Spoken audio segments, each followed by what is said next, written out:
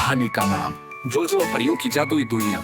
जोजो एक छोटा सा नटखट लड़का था। उसे परियों की कहानियां बहुत पसंद थी। जब भी उसे समय मिलता वो किताबों में परियों की दुनिया ढूंढता। लेकिन उसके दोस्त हमेशा हंसते और कहते, जोजो, परियां सच में नहीं होती। एक दिन जोजो अपने बगीचे में खेल रहा था। तभी उसकी नजर एक चमकती हुई रोशनी पर पड़ी। वो रोशनी फूलों के बीच टिमटिमा रही थी। जिज्ञासु होकर जोजो पास गया तो देखा एक नन्ही सी परी जाल में फंसी हुई थी। अरे नहीं, तुम तो सच में एक परी हो। जोजो चौंक गया। मेरा नाम नूरी है, परी बोली। मुझे इस मकड़ी के जाल से निकालो प्लीज।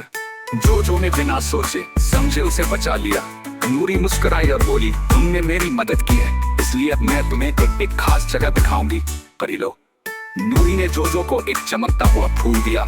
जैसे ही जोजो ने उसे छुआ वो एकदम से एक अलग ही दुनिया में पहुंच गया। वहाँ आसमान गुलाबी था, पेड़ बात करते थे और तितलियां गीत गाती थी। हर तरफ रोशनी, रंग और जादू था।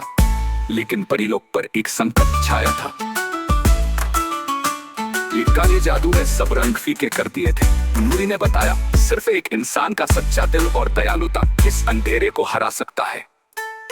जोजो ने परियों के साथ मिलकर अपनी अच्छाई, साहस और प्यार से उस काले जादू को हरा दिया। धीरे धीरे परियों फिर से चमकने लगा। आखिर में परियों की रानी आई और बोली, जोजो, तुम अब सिर्फ एक इंसान नहीं हो, तुम अब हमारे बीच एक मानद परी हो।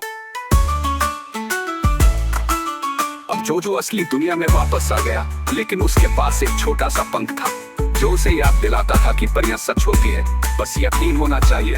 कहानी से सीख, सच्चा दिल और दया सबसे बड़ी ताकत होती है।